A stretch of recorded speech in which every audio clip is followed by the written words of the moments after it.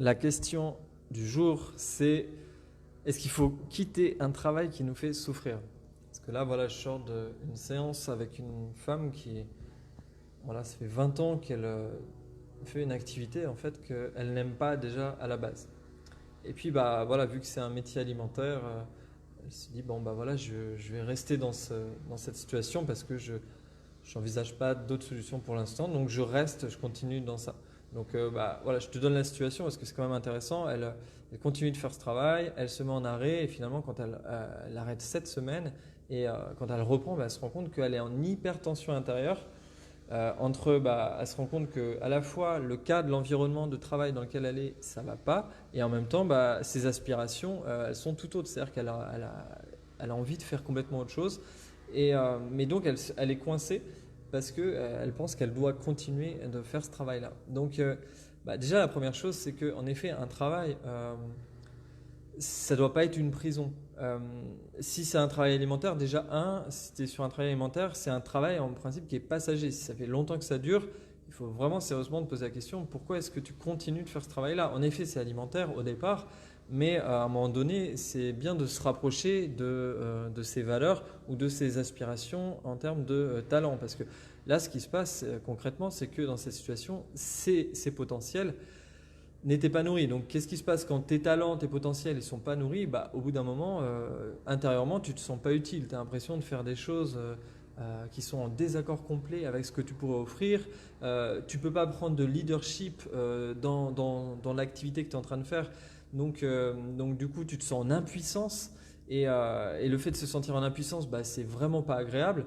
Et c'est c'est juste horrible. Et du coup, tu n'arrives pas à prendre d'initiative et de leadership dans le travail que tu fais. Donc, bon, au final, voilà, est-ce qu'il faut continuer de faire un travail qui nous fait souffrir? Bah, j'ai envie de dire oui jusqu'au jour où ça craque. Jusqu'au jour où ça te fait craquer complètement. Euh, donc, je plaisante en disant ça, mais c'était la question que je vais inviter vraiment à se poser. Jusqu'à quel point tu es prête à souffrir pour continuer d'avoir un travail en fait et qui final a plus d'impact sur ta santé que d'épanouissement en fait concret. Donc ça c'est vraiment la première question à se poser. Est-ce que vraiment j'ai envie de continuer de souffrir?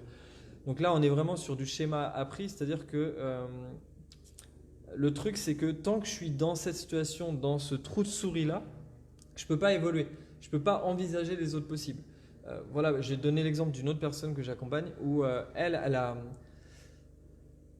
a décidé de quitter le travail où ça allait pas, mais c'était pour aller vers quelque chose qui allait mieux. Et en fait, tant qu'elle était dans ce qu'elle faisait qu'elle aimait pas, eh ben, elle ne pouvait pas envisager qu'il existe quelque chose d'autre qui soit possible de mieux. Et en fait, dès lors qu'elle a quitté ce travail-là, elle s'est rendue compte qu'en fait, bah, il y avait quelque chose de beaucoup mieux qui était possible pour elle. Donc, et elle est embauchée et maintenant elle fait un métier, un taf qui est vraiment, elle kiffe. Même si c'est alimentaire, mais c'est de l'alimentaire qui est quand même vachement mieux, qui est vachement plus raccord et qui va nourrir et lui ouvrir des perspectives plutôt que de faire un travail alimentaire qui soit enfermant. Donc, le truc, c'est si tu choisis un travail alimentaire, essaie de le faire dans un domaine qui est en lien avec ce que tu aimes faire, avec tes objectifs, avec ton ambition, en fait, avec tes aspirations. Ça, ce serait le premier conseil que je pourrais te donner. Évite de faire un travail alimentaire juste pour un travail alimentaire. Ou si tu le fais, c'est juste pour du très court terme. Parce que ça va clairement pas te nourrir au niveau de tes aspirations profondes. Donc la première chose, c'est si tu fais un travail alimentaire, fais-le le moins longtemps possible. Ou si tu fais un travail alimentaire, essaie de le faire dans un domaine qui est en lien avec tes aspirations, avec tes ambitions. Voilà, ça c'est le truc en fait. Et ben après, ouais, en effet, il y a plein de choses à regarder dans la réalité. C'est est-ce que je peux quitter ce travail ou pas? Est-ce que j'ai suffisamment bah, déjà, si je suis en couple, c'est pas la même chose que si je suis tout seul. Il n'y a pas les mêmes enjeux. Donc il y a plein de calculs qui vont être à faire quand on doit changer de travail. Quand on se rend compte qu'on doit changer de travail, il y a des petits calculs, des ajustements. Et c'est pour ça que ça s'anticipe en fait de changer de travail et que ça ne doit pas se faire du jour au lendemain. En principe, si on peut, au mieux, moi je conseille vraiment d'anticiper un changement de travail. Après, l'autre chose, c'est pour ça que c'est important de faire un travail en fait, un vrai travail sur soi de bah, c'est quoi mes aspirations, qu'est-ce que je désire, qu'est-ce que j'ai envie de faire, c'est quoi qui me fait vibrer, comment ça peut être quoi le petit pas en fait qui va me rapprocher de ça. Parce que là, clairement, comme je te disais au début de cette vidéo, la personne que j'accompagne, si elle continue, elle va faire un burn-out, clairement. Et les conséquences du burn-out, bah après on les connaît, hein, on met plusieurs mois, voire plusieurs années pour s'en remettre. Donc en effet, quel prix tu es prêt à payer? Est-ce que tu es prêt à payer sur ta santé pendant plusieurs mois, plusieurs années pour faire ce burn-out là? Ou bien est-ce que, en effet, tu prends le risque d'aller vers un. Donc tu vois, tu es dans une situation confortable, dans la situation où tu es proche du burn-out, c'est un inconfort confortable, mais est-ce que du coup ça vaut la peine de rester dans cet inconfort inconfortable, sachant qu'au bout d'un moment ça va finir par craquer? Ou bien est-ce que bah voilà, il faudrait pas plutôt se poser la question de qu'est-ce qui se passe si je sors de ma zone de confort? Est-ce que j'ouvre pas un nouveau champ de possible? Et d'autant plus en ce moment, parce on est quand même dans une période de grande transition, de grand basculement. Enfin, quand je dis basculement, c'est on est en transition, mais à tous les niveaux. C'est-à-dire qu'on est vraiment sur une société malade qui génère un truc qui s'appelle le chômage. Ça, il n'y a que l'être humain qui est capable de générer du chômage sur Terre, hein. Les animaux, ça n'existe pas. Donc, bon, voilà. Donc, il y a toute une nouvelle manière de voir, d'envisager l'économie qui est vraiment envisagée. Que le chômage, ça devrait, d'ici 10 ans, 15 ans, je pense que ça va être terminé. Il y a des gens qui sont en train de penser à comment on peut créer des économies aujourd'hui sans chômage. Donc je pense vraiment que c'est une chose possible. Aussi, il y a une autre chose qui est vraiment, il y a plein de domaines en fait d'activités qui sont à créer et qui sont à ouvrir. Notamment tout ce qui est le domaine du biomimétisme et de la valorisation des déchets. Aujourd'hui, on a énormément de déchets en fait, mais qui ne sont pas valorisés dans l'économie. Donc on est toujours en perte. Alors qu'en fait, on peut créer des cercles vertueux au niveau économique. Ça, c'est l'économiste Gunther Pauli qui parle très bien de ça. Et il a mis en place des tonnes de trucs au niveau mondial, des tonnes d'entreprises qui justement génèrent de l'abondance, quoi. Et donc voilà, je crois qu'il faut vraiment ouvrir. Dès lors qu'on veut changer de travail, c'est important de s'ouvrir et d'avoir de l'inspiration, chercher des sources d'inspiration qui peuvent nous permettre d'ouvrir des champs de possibles. Des champs de possibles de où est-ce qu'on peut aller. En tout cas, dans cette période, elle paye. Comment on peut plus se mentir. Vraiment, je crois qu'on est arrivé à un point où il est de plus en plus difficile de se mentir.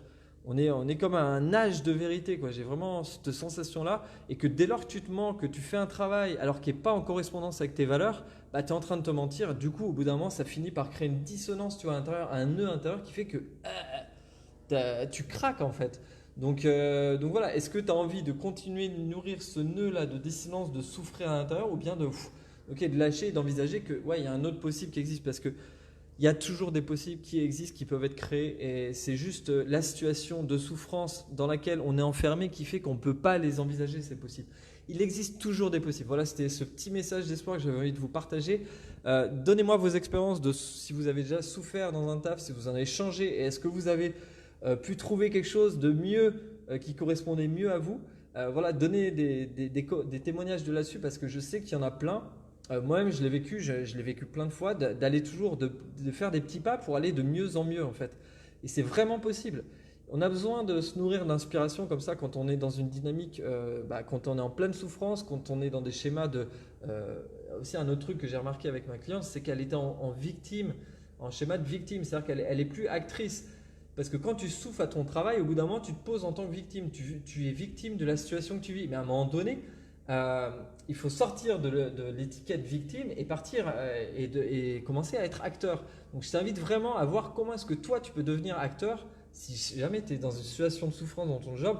Comment est-ce que tu peux reprendre du pouvoir et sortir de la victimite pour passer à l'état d'acteur? Tu ne pourras rien changer tant que tu seras dans l'attitude de victime.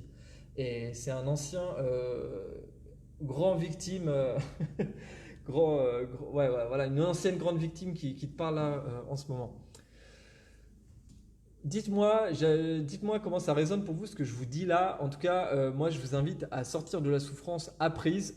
On n'est pas obligé de souffrir en lien avec le travail. Ça c'est une croyance. Et en tout cas, si vous voulez y adhérer, adhérez-y. Mais en tout cas, sachez que c'est possible de changer ça. Et en fait, j'ai envie de vous dire une dernière chose, mais soyez le changement que vous voulez avoir dans le monde. Le monde ne va pas changer si on continue d'entretenir le fait qu'au travail, il faut souffrir. Non, le travail, ce n'est pas fait pour souffrir. En fait, c'est fait pour servir les autres. Et il faut juste trouver l'endroit qui nous fait kiffer de là où est-ce qu'on va servir les autres. that's it, quoi. Où est-ce qu'on a envie de servir la vie, quoi. Où est-ce qu'on a envie de servir les autres et comment est-ce que je peux contribuer à ça. C'est aussi simple que ça. Après, il faut trouver le secteur, le domaine. Mais voilà, bon. Alors, comment ça résonne pour vous? Dites-moi, est-ce que vous avez trouvé des moyens de vous en sortir, d'utiliser cette souffrance en résilience? Comment vous avez trouvé de la résilience dans votre situation de souffrance au travail? Je suis curieux d'avoir vos témoignages, mais mettez-les parce que vraiment, on a besoin d'inspiration, on a besoin de s'inspirer les uns les autres. En tout cas, sachez que c'est possible. Moi, j'ai plein d'exemples de gens que j'accompagne qui font un switch, qui paf, arrivent à aller vers quelque chose de plus. C'est juste que tant que tu envisages pas, je vais terminer là-dessus, tant que tu envisages pas que ce soit possible d'aller vers un mieux, eh ben c'est pas possible parce que voilà, tu crées cette réalité-là. C'est mathématique, c'est factuel, c'est dans l'action. Dès lors que tu envisages que c'est possible de changer, eh ben il y a un changement qui va être possible. Donc quels sont les changements que tu as envie de mettre en place à partir de ce que je viens de te dire là? À très bientôt.